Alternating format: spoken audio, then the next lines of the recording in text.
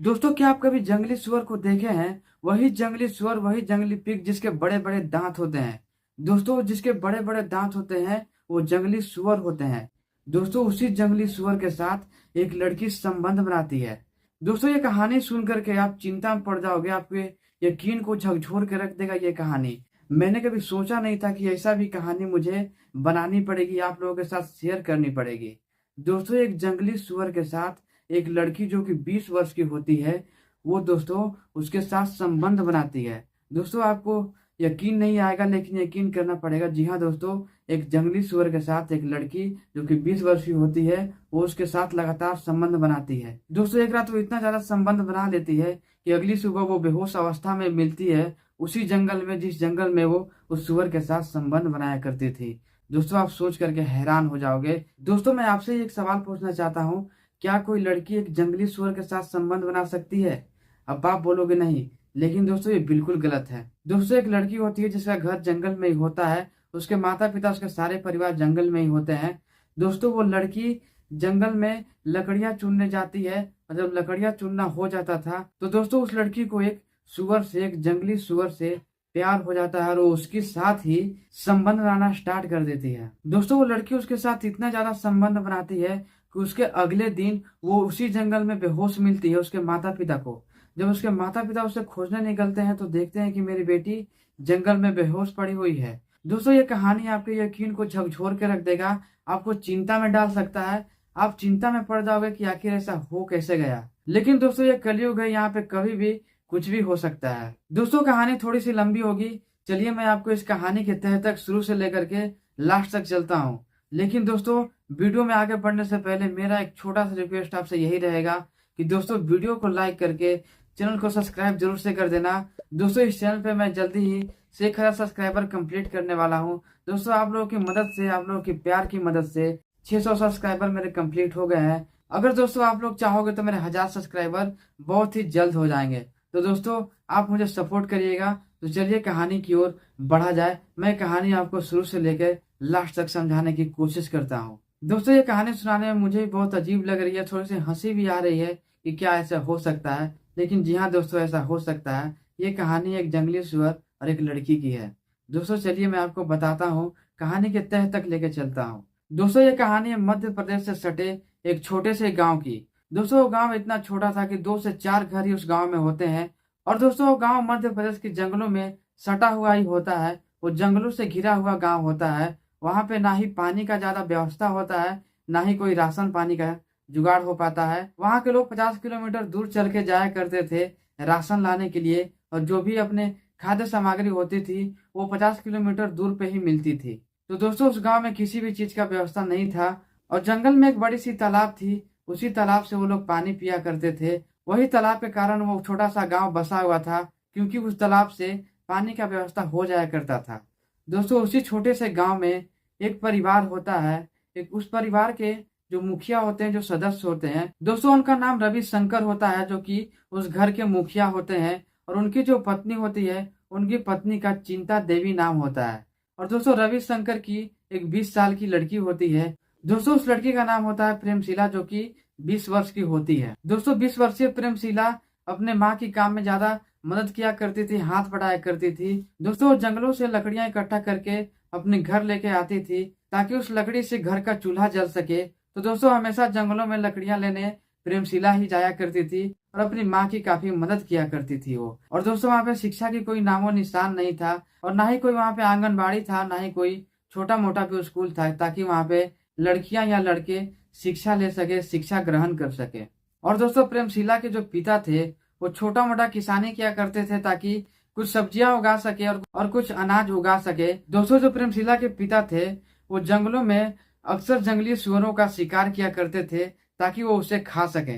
दोस्तों, जब वो जंगली सुअरों की शिकार करके अपने घर पे ले करके आया करते थे तो जो प्रेमशिला होती है वो नहीं खाती थी उन सुअरों की मांस। वो बोलती थी कि मैं नहीं खाऊंगी, इन सुअरों की क्या गलती है, मैं इनको नहीं खा सकती हूँ। एक जानवर को मैं नहीं खा सकती हूँ, उसके अंदर भी तो जान ही होता है, हमारे तरह उसके अंदर भी खून होता है और हमारी तरह वो भी खाना खाता है और पानी पीता है। तो मैं उसकी जान कैसे ले सकती हूँ और मैं उसको कैसे खा सकती हूँ। दोस्तों ये बात सुनकर के उसके पिता काफी हैरान हुआ करते थे कि आखिर ये ऐसा क्यों करती है, इसका स्वभाव ऐसा क्यों है, वो मांस क्यों नहीं खाती है। लेकिन दोस्तों सबका अपना अपना स्वभाव होता है, सबका अपना नेचर होता है। तो दोस्तों वो जो प्रेमशिला होती है वो शाकाहारी होती है, उन जानवरों से वो बहुत प्यार करती थी। दोस्तों ये कहानी सुनकर मैं भी हैरान परेशान हो गया था। एक दिन उस घर में ऐसा वाकया घटती है कि दोस्तों आप सोच करके यकीन नहीं कर पाओगे। दोस्तों प्रेमशिला के पिता एक दिन जंगली सुअर की शिकार करके घर पे लेके आते हैं, लेकिन दोस्तों उस दिन उनको एक बड़ी शिकार हाथ नहीं लगी थी। वो जंगली सुअर जो था वो एक बच्चा था। दोस्तों उस बच्चे जंगली सुअर को वो घर लेकर के आते हैं और अपने पत्नी को देते हैं। चिंता देवी जी को वो देते हैं सुअर को कि लो इसको साफ सफाई करके इसकी जल्दी से मुझे मांस खिला दो। दोस्तों जब ये बात सुनती है प्रेमशिला तो दौड़ी दौड़ी जाती है सुअर के पास, उस पिग के पास वो दौड़ी दौड़ी जाती है और बोलती है कि नहीं, मैं इसकी जान नहीं लेने दूंगी, आप इसे नहीं मार सकते, आप आज भले भूखे रहना लेकिन पिताजी इसको छोड़ दो, इसकी जान मत लो आप। दोस्तों अब यहीं से कहानी स्टार्ट होती है।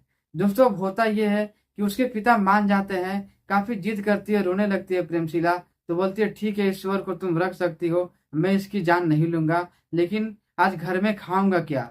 तो दोस्तों प्रेमशिला जंगल से जा करके कुछ फल पत्ते लेके आती है और अपने पिता को देती है कि आज आप इसी की सेवन करें, आप इसी को खा लें। और अपनी माता को भी वो फल देती है कि आप आज फल खा के ही माता पिता दोनों को सो जाओ, लेकिन इस जंगली सुअर को मैं आपको आज नहीं मारने दूंगी, ये सुअर मेरा है, ये पिग मेरा है। दोस्तों उसे लेके चली जाती है। बड़ा ही सुंदर सा जंगली सुअर था वो सुअर एकदम व्हाइट कलर का था। दोस्तों वो जंगली सुअर बहुत प्यारा होता है, वो सुअर व्हाइट कलर का होता है। उसे वो अपने साथ अपने कमरे में लेके जाती है, जो कि घास फूस का ही कमरा होता है, कोई पक्का मकान तो नहीं होता है उस जंगल में। उससे अपने कमरे में लेके जाती है, मानो उसे अपनी कुटिया में लेकर के वो चली जाती है।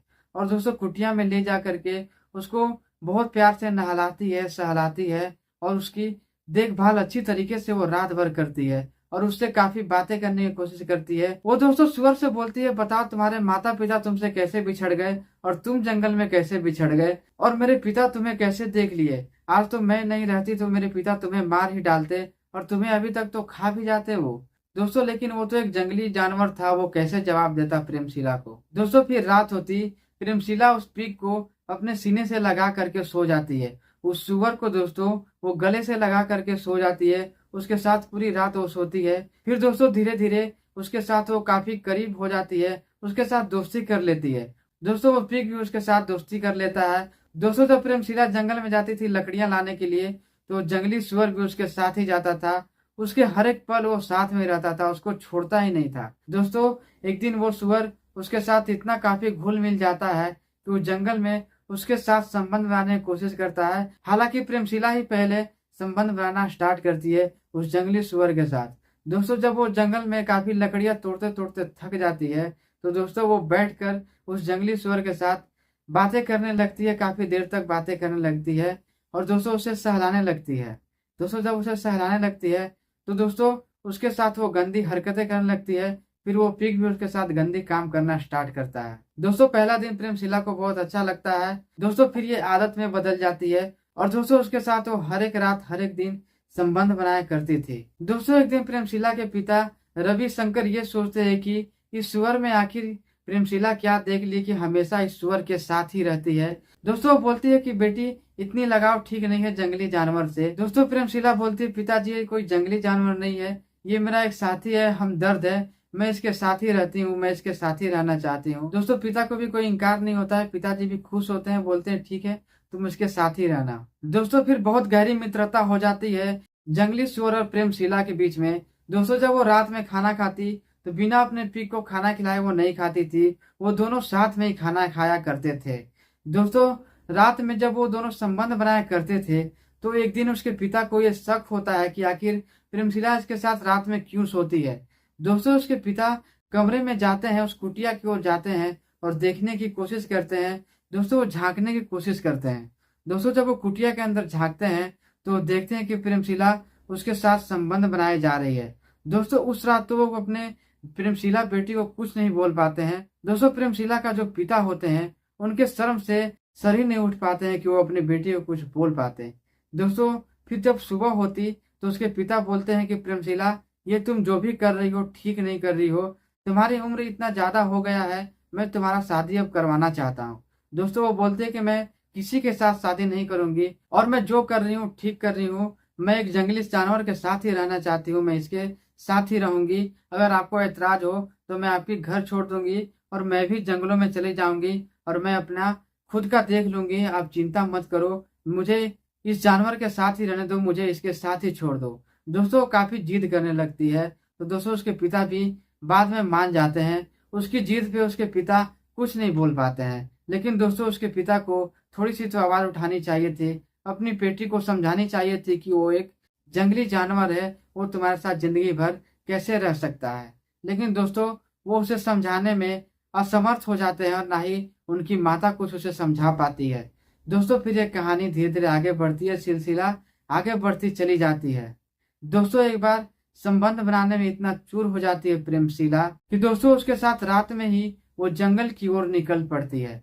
दोस्तों वो जंगल की ओर निकल जाती है और बिल्कुल अपना शुद्ध बुद्ध खो करके उसके साथ रात भर जंगल में संबंध बनाती है।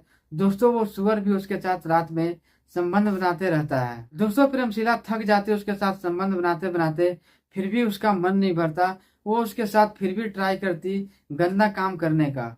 दोस्तों ऐसे करते करते पूरा रात बीत जाता। दोस्तों फिर सुबह होती, प्रेमशीला के पिता प्रेमशीला की कुटिया की ओर बढ़ते हैं। बोलते हैं प्रेमशीला जाओ जंगलों से लकड़ियां लेकर के जल्दी से आ जाओ, तुम्हारी माता खाना बनाने की तैयारी कर रही है, तुम चली जाओ जंगलों में लकड़ियां लाने। दोस्तों ये बोल करके उसके पिता जब उस कुटिया पे दस्तक देते हैं तो अंदर से कोई आवाज नहीं निकलती है, ना ही प्रेमशीला कोई आवाज देती है। दोस्तों जब उसके पिता कुटिया के अंदर जाते हैं तो दोस्तों प्रेमशीला कुटिया के अंदर नहीं दिखती है। दोस्तों उन्हें ऐसा लगता है कि हमारे उठने से पहले ही प्रेमशीला जंगल की ओर चली गई होगी, लकड़ियां लाने के लिए, लकड़ियां चुनने वो जंगल में चली गई होगी। तो दोस्तों वो काफी देर तक इंतजार करते हैं। जब प्रेमशीला वापस कुटिया नहीं आती तो वो फिर से जंगल में जाते हैं अपनी पत्नी के साथ। दोस्तों वो अपने पत्नी के साथ जंगल की ओर निकल पड़ते हैं अपनी बेटी प्रेमशीला को खोजने के लिए। बोलते हैं कि चलो अपनी बेटी को खोजा जाए, आखिर वो जंगल में कहाँ जा सकती है। और उसका लगाव भी सुअर के साथ कुछ ज्यादा था, तो कुछ ऊंच नीच ना हो जाए इन दोनों के बीच। दोस्तों जब वो जंगल में काफी अंदर चले जाते हैं, उसे कोई सुराग नहीं मिलती अपनी बेटी की, वो काफी जोर जोर से चिल्लाने लगते हैं।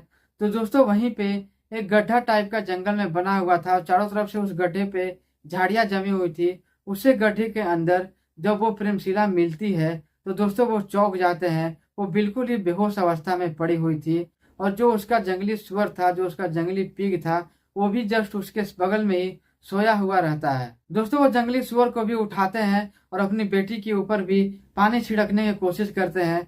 तब जाकर के प्रेमशीला जग जाती है और बोलती है कि पिताजी मुझे कब यहाँ रात से सुबह हो गया पता ही नहीं चला। दोस्तों उसके पिता भी ये अनुमान लगा लेते हैं कि ये जंगली सुअर और ये मेरी बेटी के बीच में रात में कुछ तो हुआ था ऐसा, जिसके कारण ये बेहोश पड़ गई थी। दोस्तों फिर उसके पिता अपनी बेटी को कंधे पे ले करके उस कुटिया की ओर बढ़ जाते हैं और दोस्तों अपने कंधे पे टांग करके उसी कुटिया की ओर बढ़ जाते हैं और अपनी बेटी को सुला देते हैं। दोस्तों जब रविशंकर की बेटी सो जाती है तो दोस्तों उसके पिता उस जंगली सुअर का मुंह पर एक कपड़ा बांध देते हैं ताकि वो सुअर चिल्ला ना सके और उसे ले जा करके दूर जंगलों में छोड़ करके आ जाते हैं। दोस्तों उस जंगल के लास्ट छोर तक उस सुअर को छोड़ करके वो चले आते हैं ताकि वो सुअर वापस लौट करके ना आ सके। और दोस्तों जो उसके मुंह को पूरे तरीके से ढक देते हैं ताकि उस जंगल को वो सुअर पहचान ना सके और उसे कोई अनजान जंगल में छोड़ करके चले आते हैं। दोस्तों जब प्रेमशीला का नींद खुलता है तो वो अपनी जंगली सुअर को खोजने लगती है और फिर पूछती है कि माँ पिताजी कहाँ गए। तो दोस्तों उसकी माँ बोलती है तुम्हारे पिता काफी गुस्से में थे और उस जंगली सुअर को वो जंगल में छोड़ने चले गए। दोस्तों फिर प्रेमशीला बहुत फूट फूट कर रोने लगती है।